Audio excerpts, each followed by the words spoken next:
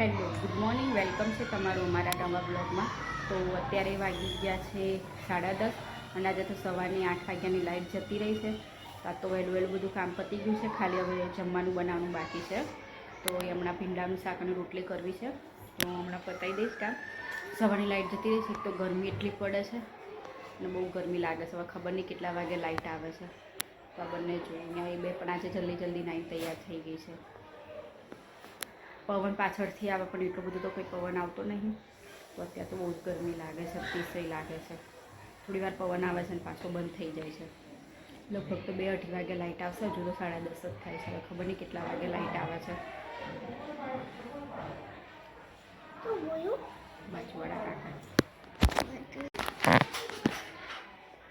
કામ તો બધું પતી ગયું છે ઘરનું, પણ હજુ સુધી લાઇટ નહીં આવી.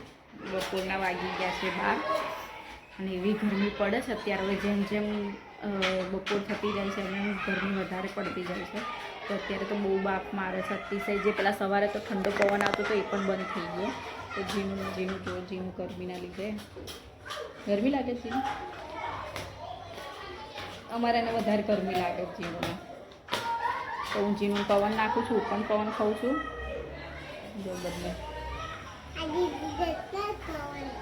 મૈત્રી જો અહીંયા આગળ બેસીને એ રમે છે. ત્યાંથી સરસ પવન આવે. જીનું કહું છું ત્યાં જઈને બેસ, પણ નહીં બેસતી.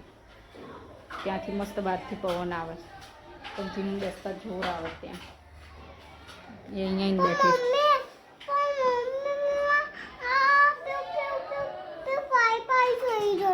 કશું પાણી નહીં થયું, જુઠ્ઠું ના બોલ. દીદી નહીં રમતી જો. મૈત્રી પવન આવે છે સરસ.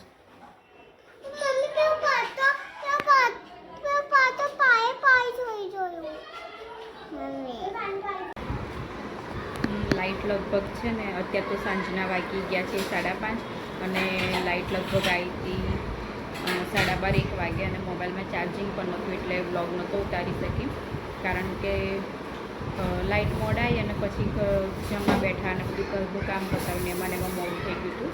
પછી અત્યારે ડાયરેક્ટ મોબાઈલ હાથમાં લીધો. તો હવે અત્યારે બ્લોગ ઉતારું છું. અત્યારે મેળ પડે તો અમારે પાણીપુરી ખાવા જવું છે. તો જોઈએ હવે શું કરે. અહીંયા આગળ જોયું જેને કિલોનો નાસ્તો લઈને ગયું છે.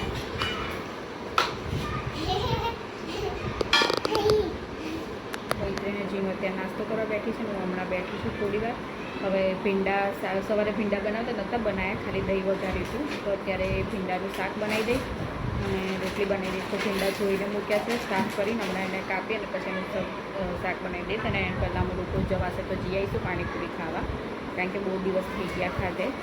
બધા છોકરીઓ પણ પાણીપુરીની યાદ કરતી એટલે જઈને હમણાં ખાતા આવીશું. જોઈએ હવે જવાય છે કે નહીં. મૈત્રી અને જીનું જો અહીંયા આગળ બંને છે ને અત્યારે ભણવા બેઠી છે. ભણે છે ને મસ્તી એ કરે છે બંને. જો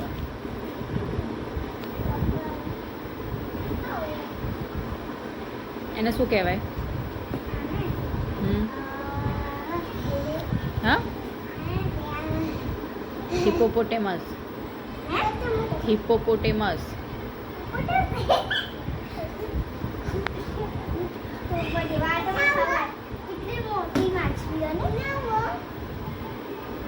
એને શું કહેવાય? દીદી શું બોલી સાંભળ.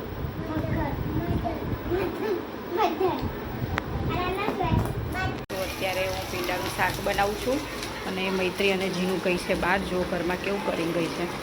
હમણાં એ બહાર ગઈ છે સામે રમવા માટે. અત્યારે અમે જઈએ છીએ બહાર આંટો મારવા. બહાર તો મસ્ત પવન આવે છે ને મૈત્રી? કેવો પવન આવે હે?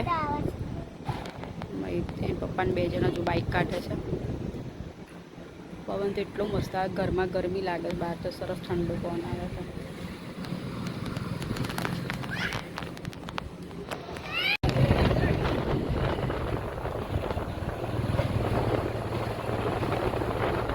કઈ બાજુ લો છો?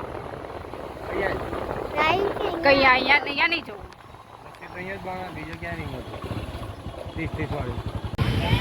ચાંદખેડા ચોકડી પર જો અહીંયા મોડા સુધી છે ને અત્યારે ખાણીપીણી લારીઓ ચાલુ થાય ત્યારે 2:30-3 વાગ્યા સુધી ચાલુ હોય.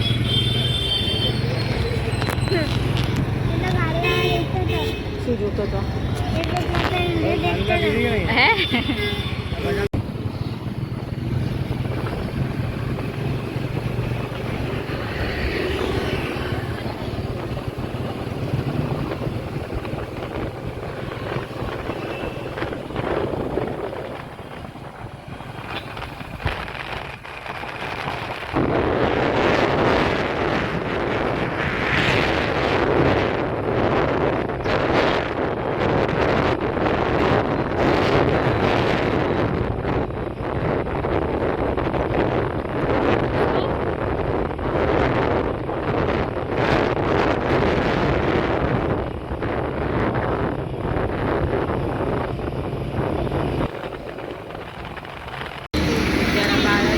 બદામ શેક કાઉન્ટર પર. એ પપ્પા હવે ખબર નહીં એમને શું પીવું છે. અમારે તો કંઈ ખાવાની ઈચ્છા નથી. ઠંડુ હવે એમના માટે લે છે.